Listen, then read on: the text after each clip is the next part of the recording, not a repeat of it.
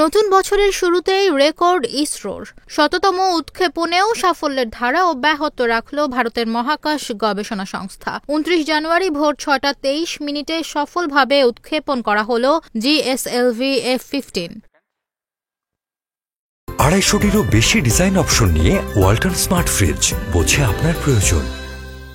অন্ধ্রপ্রদেশের শ্রীহরিকোটার Satish Dhawan space centre থেকে এই উৎক্ষেপণ করা হয়। ইসরোর নতুন চেয়ারম্যান ভি নারায়ণের নেতৃত্বে ১০০তম উৎক্ষেপণ সফলভাবে সম্পন্ন করল সংস্থাটি। এটি ২০২৫ সালে ইসরোর প্রথম মিশন।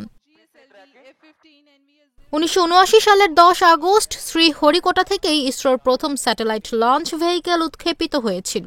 প্রায় ৪৬ বছর পর সেই একই লঞ্চ প্যাড থেকে ১০০তম উৎক্ষেপণ করল ইসরো।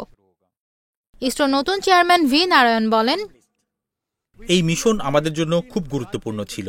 জিএসএলভি F-15 সফলভাবে কক্ষপথে পৌঁছে গেছে। এটি আমাদের গবেষণাকে আরও এগিয়ে নিয়ে যাবে।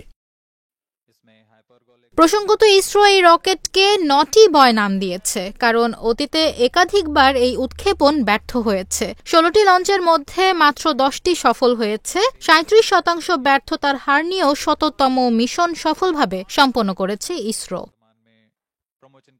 ইসরোর তরফে জানানো হয়েছে, এই রকেট NVS-02 স্যাটেলাইটকে জিওসিনক্রনাস ট্রান্সফার অরবিটে পৌঁছে দেবে, যা যোগাযোগ ব্যবস্থার উন্নতিতে বিশেষ ভূমিকা নেবে।